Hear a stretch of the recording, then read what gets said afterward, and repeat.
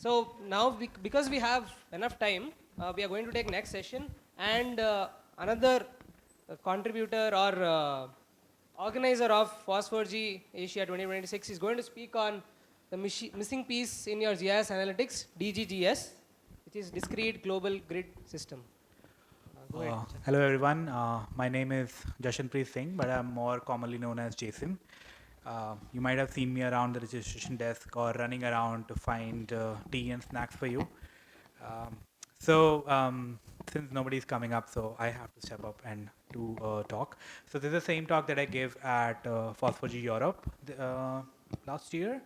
And does anybody know about anything about discrete global grid systems here? No one? Okay. Okay. So it's a very interesting topic. It's a little bit of mathematics, little bit of GIS, and I found it super fascinating. This was also one of the first topics that I presented on at a global conference, and it was pretty amazing. And as you will see, I find it quite fascinating. Right. So a lot of you have GIS analytics pipeline for whatever reason. You want to know what's happening on the earth. And I'm here to talk about a very little piece of it that you could implement to make it more efficient, better, or yeah. Okay. So what exactly is DGGS? It's a discrete global grid system. Most of us, when we look at the map, we look at most of us, our first interaction with the map is usually Google Maps, and we look at it and it's a flat surface, and we all know Earth is not flat. If anybody wants to prove Earth is flat, talk to me later. But we do know Earth is not flat; it's a sphere, and spheres cannot be like when you try to put sphere on a flat screen, you really can't do it. I mean, because it's a sphere. So we have this concept of called projections. I'm pretty sure some of you know about projections, that we take the sphere and we put it on a flat surface. And because of that, we have a lot of distortions, especially on the north and side of north and south pole. But projections, there's not one projection. We are most used to seeing the Webb Mercator projection, but there are so many projections out there. But that's one way of looking at data. You take the spherical surface, you convert it in a flat surface using a projection, and then you cut it into pieces, and that's how you have all these tiles, and you can zoom around and you can see the data when it's loading. Another way of dividing the globe is creating like these hierarchical grids and go down with that. So rather than thinking of it like everything as a lat or long, as in like two coordinates, z and y axis, and seeing where the point is, we have the discrete grids, which is a fixed number of cells. So I mean, it's very similar to like if you take a like XYZ graph and you have like you set up all the cubes in all these graphs and you give each cube an ID, that would make it a discrete grid. The discrete part means that they don't overlap with each other, and they are very fixed, right? They don't, even if you, so it doesn't depend on the zoom levels and stuff. They stay the same beyond each zoom level, and you keep on going each level down by reducing the resolution of the discrete grids, right? And why, there are multiple shapes that you can do discrete grids in. Most commonly are triangles, squares, but also amazingly hexagons. So you take a flat surface, you divide it into a fixed number of triangles, or you divide it into a fixed number of squares, or you divide it into a fixed numbers of hexagons. Now, why that would be useful, right? If you have, let's say, a point data of pan India, why would I want to aggregate it to at a zoom level? Because sometimes it's just not possible to look at millions and millions of points and make any sense of it. You have to do density calculations. You have to create heat maps where pollution is higher, where pollution is lower. You can't just look at each individual points and make sense of the data. So that's why we need aggregations. And aggregations, a lot of the aggregations that we do are more focused on admin boundaries, like, okay, what's the pollution in Delhi versus what's the pollution in Pune, but we also have aggregations at discrete grids, so that could also be useful to you, right? And in this particular topic, we're going to talk about Uber H3 discrete system. So this was developed by Uber, and this came from a very interesting problem that Uber was not able to decide where to send the cabs at a particular hour. So they had this problem statement where they would have high density areas and low density areas, and they would also have this problem statement where people during the morning hours would take cab and evening hours would take cab, and also around festival seasons you would have all these like different sort of density metrics that you would see. Okay, people are taking more cabs here, people are taking more cabs here. So they had this problem of where to place the cab so we can ensure availability to each and every customer.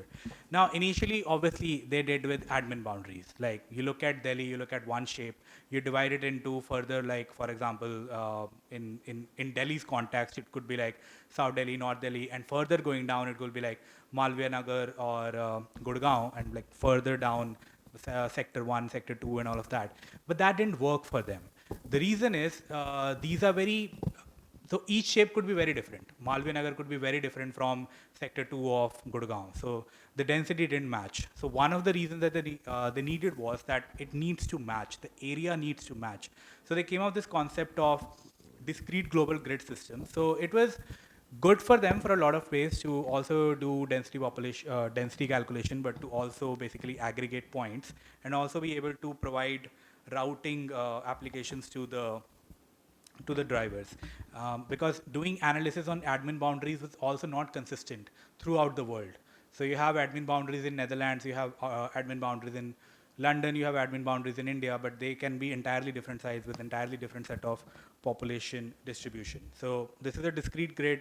It's at each zoom level, you have these perfect hexagon cells, and it helps them a lot to do their analytics, right? Another one that Google uses, so if you have seen Google Maps, I'm sure you have. So Google uses squares. They are not exactly squares because, as we said, we talked about the map projections. You can't have perfect square dividing a globe, but they use something. So when you actually look at the map, they more look like rhombuses because of the distortion. So this is another example of discrete global grids. And there's a new one which is very interesting, and it's to do with pentagons.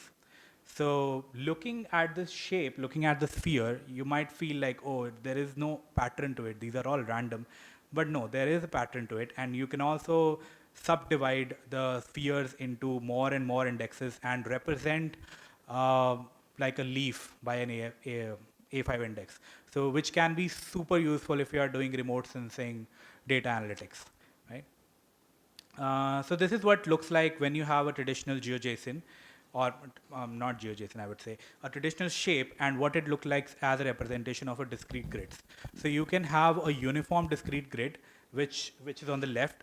You can't see it, but each of those gray cells are very, very small hexagons. And on the right side, you have this uncompacted one where it tries to fit high resolution hexagons along with low resolution hexagons around the borders.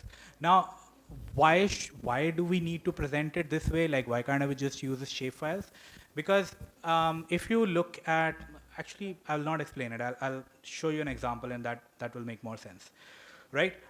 There's also general abstraction library called DGGL, which is still a very new system, and currently there's a OGC API standard is also going on. So this provides an abstract layer on top of our discrete grids. The ones that are specific examples I talked about was Uber H3, S2, and A5, but this is a abstract library that you can use to work with discrete global grids, right? Right. So this is a new OGC AGI pilot that was going on. So it's supposed to be concluded in January. So if you go on this link, which is mentioned at the below, so you will find more details. So this is another way of standardizing data sharing and standardizing data analytics throughout the world, right? Okay. So I have a use case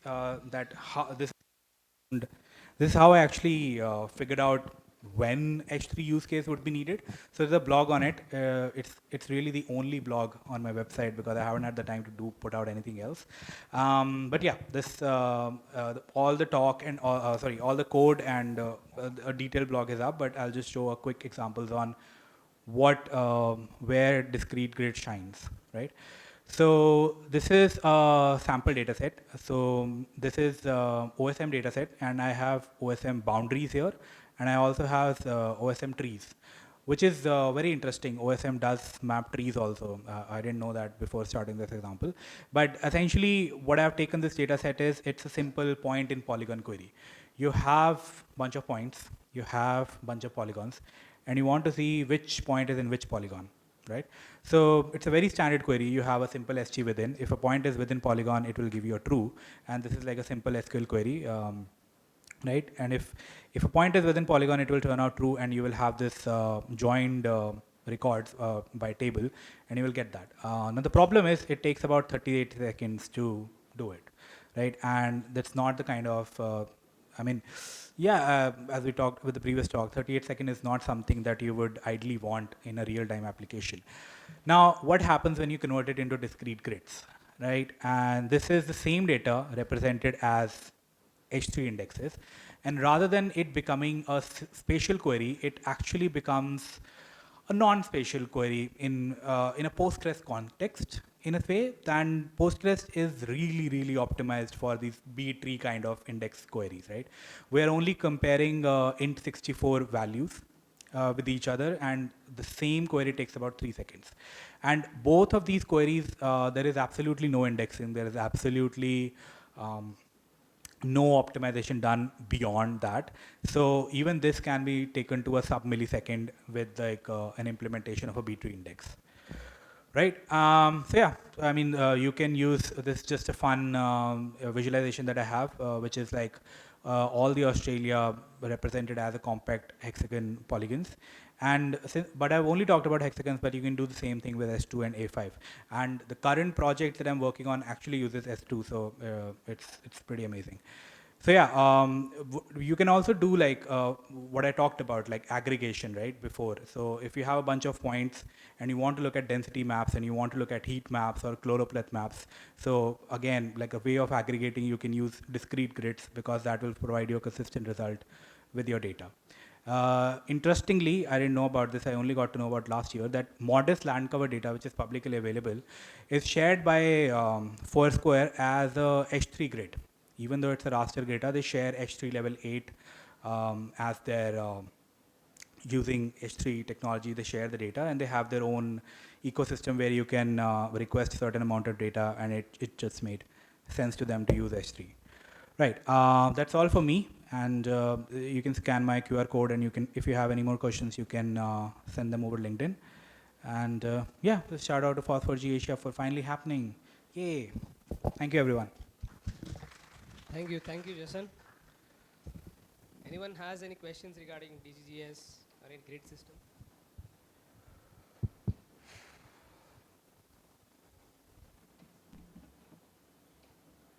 All right, so now we are just 10 minutes away. If anyone wants to do a quick lightning talk of 2 minutes, 3 minutes, we have 5 minutes left, and then we'll break out for session.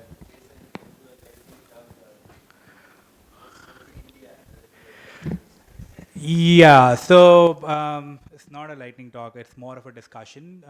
Since all of you are here, we are planning a session tomorrow. It will be a very casual session where we talk about the future of FOSS4G in India.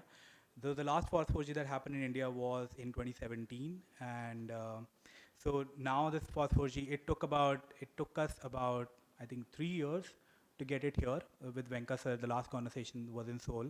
Took us 3 years, but now that we have it here, we want to keep the momentum going, right? We want to have an annual FOSS4G India. We want to bring like this geospatial community in India into a more organized sector. I know a lot of geospatial development is happening in India. It's just like all of it is happening in silos. With FOSS4G India, we want to bring all those people together, share, collaborate.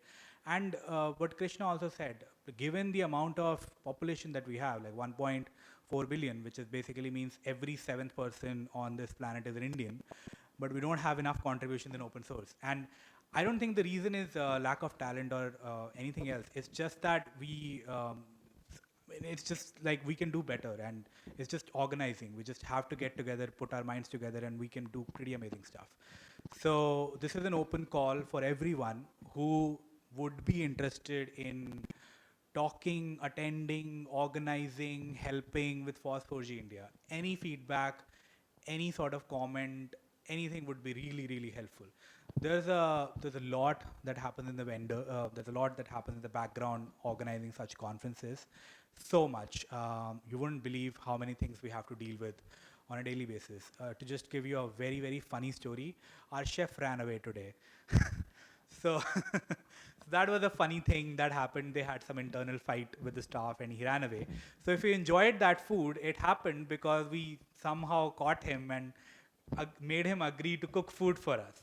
Right? So these are the kind of things that we deal with, which is beyond geospatial. So not saying that you have to run behind chefs and to cook food, but if you are interested, just come, give us a shout, reach out to me, reach out to the whole organizing committee that I would be interested in. And if nothing else, just share on social media that we're doing this stuff and ask more people to attend, even if you can't attend. So yeah, that's it.